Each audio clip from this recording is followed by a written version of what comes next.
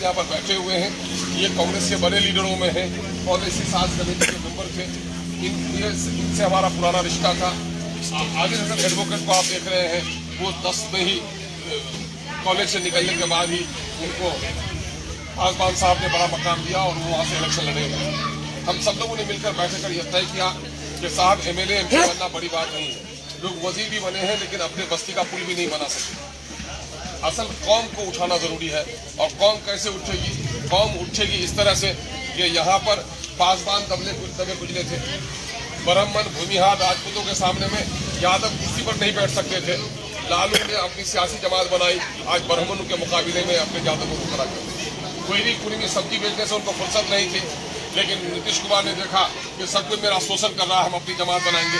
नीतीश कुमार जी ने अपनी जमात बनाई, आज कोयरी कुरी में कोई इज्जत मिली। और आज देखिए मल्लाह का नेता हो गया, माझी का नेता हो गया। मुझे ये कलक था कि हमारी 18% आबादी है, फिर हमारा नेता कौन बनेगा और हमारी पार्टी कहाँ होगी। मैंने तमाम तक वजारत की और उम्मीदवारी की कुर्बानी देकर अपनी जमात को खड़ा करने लगा। और 2018 में मौलाना का इंतकाल हो गया। 2019 में भी फिर कांग्रेस ने मुझे कहा कि हमारे टिकट पर आप इलेक्शन लड़िए। अहमद पटेल साहब हयात से थे, दिल्ली से मुझे टिकट देने का ऑफर किया गया। मैंने कहा जिस बाबरी मस्जिद में ताला लगाया है जिस पार्टी ने, मैं उस पार्टी का उम्मीदवार नहीं बन सकता। अगर बाबरी मस्जिद में ताला नहीं लगता, मूर्ति नहीं बढ़ती, तो बीजेपी के ये घिनौने दिन आज हमको देखने नहीं पड़ते। इसलिए मैं उस कांग्रेस में नहीं जा सकता। उन लोगों ने समझा कि कांग्रेस में नहीं जाएंगे, तो उन लोगों ने राजद को लगा दिया। यही मनोज झा जी है, इन लोगों ने, राजद के लोगों ने कहा कांग्रेस से हम लोग टिकट ले लेते हैं, मौलाना इंतकाल कर गए, सिक्का कोई झगड़ा भी नहीं है, आप राजद से लड़िए। लेकिन मुझे यही जिद थी, कुछ वसूलों का नशा था, कुछ मुकद्दस खाक थे, यही थी जमाना शहादत के असबाब। और हमने यही शहादत का रास्ता अख्तियार किया कि मैं नहीं बनूंगा एमएलए, नहीं बनूंगा एमपी, लेकिन अपनी जमात को खड़ी करके जाऊंगा। अल्लाह तबारक तआला का एहसान हुआ कि 2019 में मैं 2,94,000 वोट और हार गया। लेकिन उस हारने के बाद भी मेरे रास्ते खुले रहे थे दूसरी तरफ। मैंने कदम कहीं डगमगाने नहीं दिया। यहाँ से कमरुल्लाह साहब को जिताया, जबकि मुझे इलेक्शन लड़ने के लिए बोल रहे थे। उसने पार्टी से वफादारी की थी, उसको जिताने का काम किया। लोगों को यकीन हुआ कि एमआईएम जीत सकती है। और 2020 में आप लोगों ने 1, 2 नहीं 5 आदमी को जिताकर पहली बार बिहार की असेंबली में आजादी के 75 साल के बाद मुस्लिम क़यादत अगर दाखिल हुई, तो आपके इस बेटे की सरपरस्ती में बिहार के असेंबली में पहली आवाज गूंजी, जो किसी की गुलाम नहीं थी बल्कि आजाद आवाज थी, मजलिस इत्तेहादुल मुस्लिमीन की आवाज। हम यहाँ पहुंचे और जब पे दर पे इस इलाके की नाइंसाफी की बात करने लगे, एमएलए एमपी बहुत सारे देखे होंगे, लेकिन आंकड़ों के मुताबिक लड़ाई वकील की तरह बहस करने वाले कम लोग हुए होंगे। हम जनाब तस्लीमुद्दीन साहब को मुबारकबाद देते हैं तो उस बेचारे ने हक और हुकूक की लड़ाई लड़ी। लेकिन मुझको जो कुछ सीखने का मौका मिला, मैंने जो उससे लड़ी, नई नस्ल के लोग होंगे, जो हमारे पढ़े लिखे लोग होंगे, आलम भाई हमारे सीनियर रहे हैं, साबिर हमारे क्लास फेलो रहे हैं, हम लोग उस जमाने से इस बस्ती से हमारा रिश्ता रहा है। आज आप लोग जो कुछ देखते होंगे उसमें आप महसूस कर लीजिए कि जो लड़ाई हमने लड़ी है वहाँ पर 2012 में, मास्टर साहब इन लोगों को याद होगा कि 2012 में 30 हाई स्कूल हमने सैंक्शन करवाए, सिर्फ इस बहस पर कि आबादी मुंगेर की 13.88 हाई स्कूल दोगे और हमारा किचन है 17 हाई स्कूल दोगे। आपके बेटे की लड़ाई की वजह से वो हुआ। मेरे जीतने के बाद महानंदा में कटाव का जो मामला हुआ, जितने बांध हमने बनवाए, गाजपाड़ा के पास कटा हुआ था, वो बांध आपके इसी अख्तुर्रहमान के सैंक्शन किए हुए का नतीजा था। मैं 2014 में 40 ट्रांसफार्मर खरीदा एमएलए की राशि से, स्कीम सैंक्शन किया, एमपी का इलेक्शन लड़ गया तो मैं उसका शिलान्यास नहीं कर पाया। और दूसरा जो खैरात में एमएलए बना तो गोया माँ के पेट से ही हाफिज निकला। अभी गिनती भी वोट की हुई और दूसरे दिन से फिदा करना शुरू कर दिया। दरख्त गिरा पीपल का आंधी में और गांव का पगला बोलता है कि हमने इसे उठा दिया, है ना। सारा काम किया हुआ हमारा था, बिजली का काम हमारा किया हुआ, सड़कें जितनी बनाई। आप लोग का रिश्तेदार है रानी में, आप जा रहे हैं पिपला जा रहे हैं, पिपला में 7 जगह से सड़कें मिलती, रानी का रास्ता, मौधे का रास्ता, खुद उनके गांव में पुल और सड़कें जितनी हमने बनाई है उसकी दलील नहीं है। अभी यहाँ पर नहीं है, इश्तियाक साहब लोग गवाह होंगे, नूरुल भाई लोग अक्सर वो करते रहे हैं, लंबू भाई उस जमाने से हमारा साथ देते रहे हैं, रघुवंश बाबू आए, एक साथ हमने 17 जितनी भी लाडू फाट से लेकर के पिछड़ा तक जितनी भी सड़कें बंगाल की थी, बिहार बंगाल की जितनी भी सड़कें थी, मैंने उसको सारा को जोड़ने का काम किया। अल्लाह का शुक्र है काम करने में मैंने कमी नहीं की। आप अंजुमन इस्लामिया को कोई जानता तक नहीं था, तो 1956 में उसकी जमीन रजिस्ट्री हुई थी और मैंने 2005 में उसका म्यूटेशन कराया। अंजुमन इस्लामिया की जगह पर आपने देखा बाजार में क्या था, घाटी और जंगल, मैंने उसको साफ कराकर मुसलमानों के हल्के में सबसे पहला कम्युनिटी हॉल बनाने का काम किया। हमने लोगों को जोड़ने का काम किया। आज मैं इस मकाम पर आ गया हूँ कि बिहार में मुस्लिम सियासत की एक आवाज MIM बन चुकी है और आज 3 लोग आपके दरमियान में आ रहे हैं। एक वो है जो कांग्रेस पार्टी है जिससे आपका दिल जला हुआ है, ये कांग्रेस पार्टी है जिसका दर्द और गम सुनाया जाए तो तकलीफ होगी। लेकिन कल तक मेरे बाप भी, मेरे दादा भी, आप भी थे कांग्रेस में, क्योंकि कहा गया है कि जब तो पानी न मिले तो ढेला से वजू कर लो, और जब पानी आ जाए तो ठीक जो आप आए तो मेरे मुंह पर खास वो करना पड़ेगा। अपना बच्चा नहीं हो तो अचेरे चचेरे भाई के बच्चे को गोद में ले लेते हो, और अगर अपनी औलाद हो जाए तो फिर अपने औलाद को गोद में लेते हो। लोगों कल तक हमारी मजबूरी थी कांग्रेस, लेकिन आज कांग्रेस हमारी मजबूरी नहीं है। आज हमारी जमात खुद खड़ी हो गई है और कांग्रेस का जो MP है उसके अंदर में एक ही खूबी है कि मोहम्मद हुसैन आजाद साहब का बेटा है, अब बाकी किसी काम के लायक हो सकते हैं। मैं तो समझता हूँ कि गांव के मुखिया को भी जो सूझबूझ है अपने ग्राम पंचायत को उठाने के लिए, उस शख्स की सूझबूझ नहीं। मुझे असेंबली में रहने का मौका मिला है, उस शख्स को कोई सोने का चमचा लेकर पैदा हुआ है, उसको अवसर होना चाहिए था, कहीं से भी समाज की खिदमत का जज्बा लिए सियासत में नहीं आना चाहिए था। तो आपने तो उसके बारे में तय कर लिया है, मैं लोगों को पहचानता है, लोगों के मसाइल पहचानता है। दूसरी तरफ आपका एक नुमाइंदा आ रहा है, मैंने कहा आपका ये भाई, आपका ये बेटा जब बीजेपी की भनक लगी थी तो अपनी उम्मीदवारी इसने इनकार कर दिया, वजारत की कुर्सी छोड़ दी। लेकिन ये लोभी और लालची लोग, जो लोग अपनी जात की खातिर अपनी मिल्लत का सौदा करने चाहते हैं, ये सौदागर आपके दरमियान में आया है। आज बीजेपी जिस मकाम पर आ गई है, मुसलमानों की दाढ़ी से उनको दिक्कत, मुसलमानों की टोपी से उनको दिक्कत, 2002 के गुजरात के जख्म अभी हमारे ताजा है, माओ बहनों की लुटी हुई इज्जत की चीख अब भी हमें सुनाई देती है। मेरे भाइयों, आज अगर कोई बीजेपी हमारा शरीयत का दुश्मन है तो वो मोदी है। अगर हमारे मस्जिदों का दुश्मन है, हमारे मीनारों का दुश्मन है, हमारे उलमा के सर के ताज का अगर दुश्मन है तो ये कौन है? ये वही मोदी है। ये वही मोदी है जो बिल्किस की इज्जत उठती है और उसको रेप करने वालों के गलों पे माला डालने वालों की सरपरस्ती करता है। आज हमारी शरीयत तलाक बिल को इसने पेश करके हमारी शरीयत पर हमला किया है। CAA का कानून बनाकर मुसलमानों को परेशान करना चाह रहा है। 370 के दफा को उसने खत्म करके आज कश्मीर के मुसलमानों के हुकूक को पामाल किया है और नीतीश कुमार ने इन तमाम मामला को उनका साथ दिया है। तो क्या कोई गैरतमंद इंसान बिल्किस के जानियों की हिमायत करने वाले बीजेपी को वोट देगा? दे सकता है क्या? मस्जिद के मीनारों को तोड़ने वालों की हिमायत आप कर सकते हैं क्या? जिन लोगों ने CAA का कानून बनाया, तलाक बिल बनाया, उसका साथ आप देंगे क्या? जिन लोगों ने हमारे नमाजियों को लात मारा है दिल्ली में, जहां हमारे बाप दादा की सल्तनत थी, क्या ऐसे जालिमों का साथ देंगे आप क्या? तो अगर जालिमों का साथ नहीं देंगे तो मुजाहिद का साथ देना, किसका साथ देना है? मोदी का साथ देना है कि नीतीश का साथ देना है? मोदी का साथ। तो 70% आबादी है यहाँ मुसलमानों की, 30% हमारे दलित भाई हैं जिनकी तरक्की की लड़ाई हम लड़ते हैं। क्या इस सरजमीन से कोई आदमी इतना जमीन फरोश होगा? मैं दावे के साथ कहता हूं नौजवानों, सीमांचल के लोग गरीब हो सकते हैं, पेट उनका खाली रह सकता है, बदन पे अच्छे कपड़े नहीं रह सकते हैं, लेकिन ईमान के सौदागर कभी नहीं हो सकते हैं। ईमान के सौदागर कभी नहीं हो सकते हैं।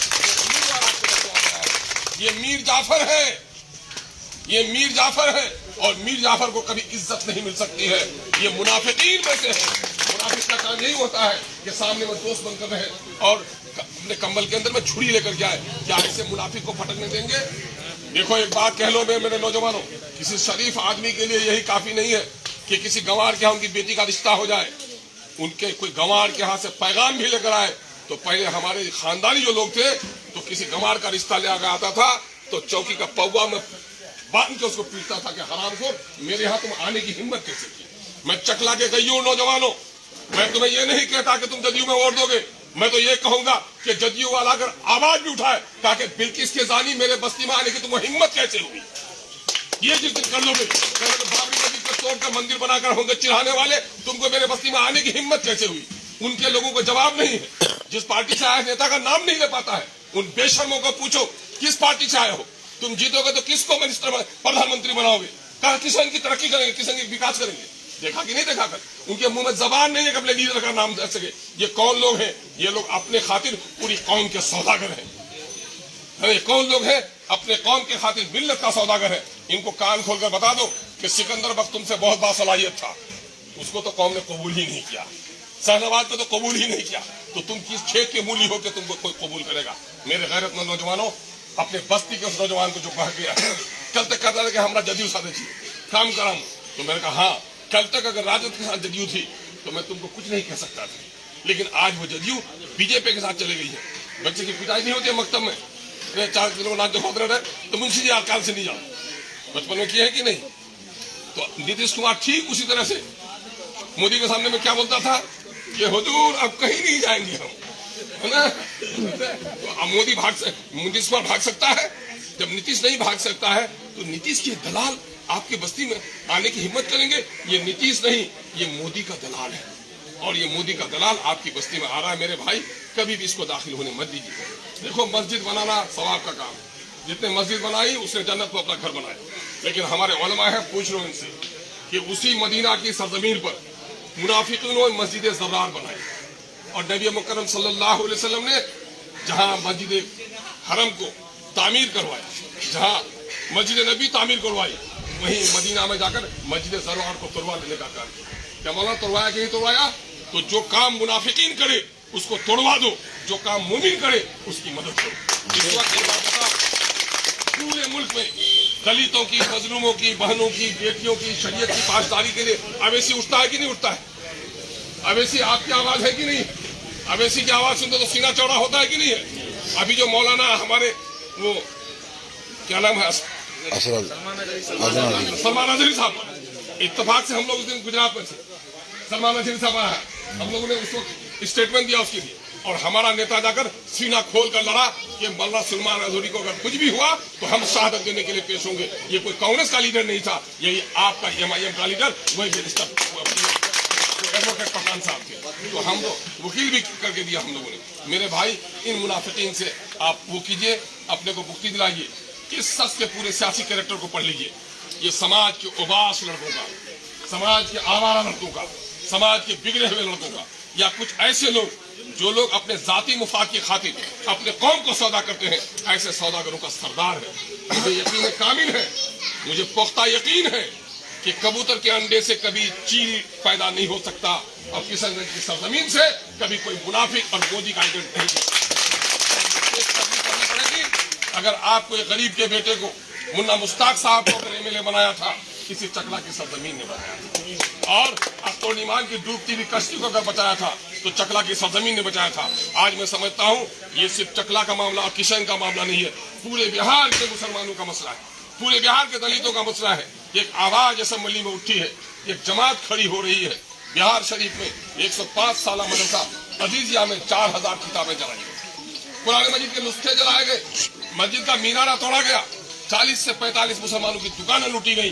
पूछो कांग्रेस के लोगों को, पूछो जदयू के लोगों को, पूछो राजद के लोगों को, किसी के मुंह में जबान नहीं हो सकी अगर वहां के जले हुए घर की भी आवाज किसी ने उठाया, लुटी हुई दुकानों की आवाज किसी ने उठाई, तो आपके बेटे ने, अख्तर ईमान ने नहीं, मजलिस इत्तेहाद मुस्लिमीन के सिपाही अख्तर ईमान ने। वक्त बड़ा अजीब व गरीब है।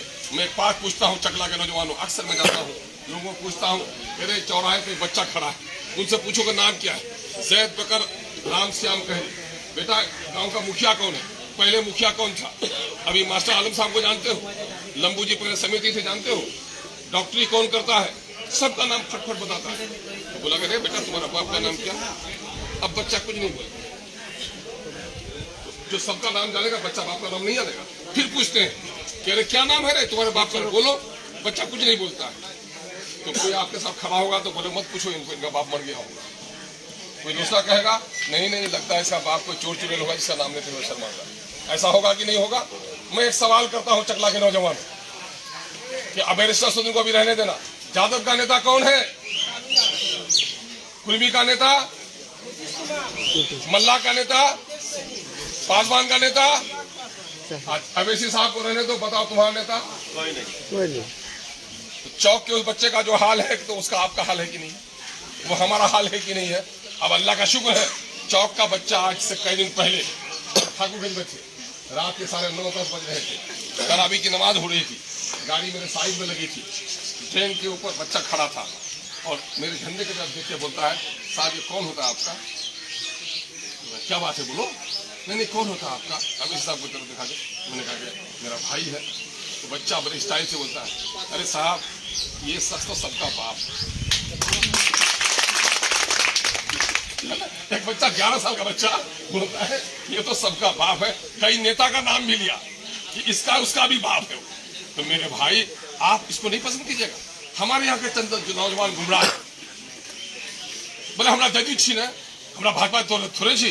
तो मैंने कहा कि नहीं बुका, एक दुकान में बड़ी अच्छी चाय बनती थी, तो अपने दोस्त को कहा कि चलो वहाँ चाय पीने जाएंगे। वहाँ जो चाय पीने के लिए गया तो वहाँ देखता है कि अब चाय की दुकान खत्म हो गई, शराब की दुकान खुल गई। क्या शराब पियोगे? है ना? वो कसाई बकरा काटता था, अब वो कसाई बकरा नहीं काटता है, वो काला जानवर काटने लगा है, उसको चर्बी भी बहुत ज्यादा है। तो क्या उसे खरीदोगे? अगर तुम जदयू में थे, उसकी दुकान बदल गई है। अगर गाड़ी अजमेर जा रही थी तुम उसमें बैठ गए और यूपी में ले आकर के ड्राइवर कहता कि नहीं अब हम अजमेर नहीं जाएंगे, अब हम हरिद्वार मंदिर में पूजा करने जाएंगे, तो तुम उतरोगे कि नहीं उतरोगे? तो आपके गांव का कुछ लोग चढ़ा हुआ है, गाड़ी हरिद्वार की तरफ है, उनको उतार लीजिए, उसका ईमान भी बाकी नहीं है ना। अब वो नहीं तो बकरा के नाम पर 200 का गोश्त खरीद के लेके आ जाएगा, सबको बर्बाद करेगा। बचाइएगा कि नहीं बचाइएगा? एक भाई का हक बनता है कि दूसरा भाई अगर डूबे उसको उठा लीजिए, बहक जाए तो उसे बचा लीजिए। ये पैगाम दूसरों तक पहुंचाइए। मेरे भाइयों, कस्में खाइए कि सबकी जमात खड़ी हुई है। बच्चा यतीम पड़ोसी के मरने से नहीं होता है, बच्चा यतीम बाप के मरने से होता है। इंसान दस्तो बाजू कट जाए तो मरता नहीं है, गर्दन कट जाए तो लाश होती है। जिस कौम का कोई सरदार नहीं वो कौम लाश की तरह है। खुदा के वास्ते आज हमारे हिंदुस्तान में सरदार जन्म लिया है। अगर मुजाहिद को वोट दोगे तो कौन मजबूत होगा? मोदी। क्या मोदी को मजबूत करेंगे आप? इतना आसानी से करेंगे? क्या मोदी को मजबूत करेंगे आप? नहीं। अगर अख्तुल-ईमान को वोट दोगे तो कौन मजबूत होगा? अवैसी। गिरानी बढ़ी, तेल की कीमत बढ़ी, नोटबंदी हुआ, कोरोना बंदी हुआ, सब गरीब हुए कि नहीं, परेशान हुए कि नहीं, हिंदू मुस्लिम सब हुए कि नहीं? फिर भी कुछ सांप्रदायिक लोग कहते हैं कुछ भी हो जाए, बदन पे न रहे कुर्ता, पेट में नहीं रोटी, फिर भी मोदी। तो आपको भी कहना पड़ेगा, गर्दन बचे न बचे, अब की बार अवैसी। हम लोगों ने नारा दिया है, वो नारा लगा दीजिए। कांग्रेस ने हमारी मस्जिद में ताला लगाया। अभी हमारी नौकरी हो रही थी 3,68,000, हमको नौकरी में 1,73,000 कर दिया। राजद ने भी हमारा साथ नहीं दिया, जदयू ने सारे मुस्लिम दुश्मनी में साथ दिया, और भाजपा तो हमारी दुश्मनी है। तो सबके दिल में खोट है कि नहीं है? सबने दिया, हमको चोट है कि नहीं है? तो अब हम लोग नारा लगाते हैं, सबके दिल में है खोट, सबने दिया है हमको चोट, अब न देंगे इन बेईमानों को वोट, अब अपनी पार्टी बात सही है। नारा लगा दीजिए जनाब। ये बोलेंगे कि सबने दिया है हमको चोट, और आप क्या बोलेंगे? अपनी पार्टी अपनी वोट। अपनी वोट नहीं, वोट तानी से अपनी पार्टी अपना पार्टी तस्वीर। सबने दिया है हमको चोट, अपनी पार्टी।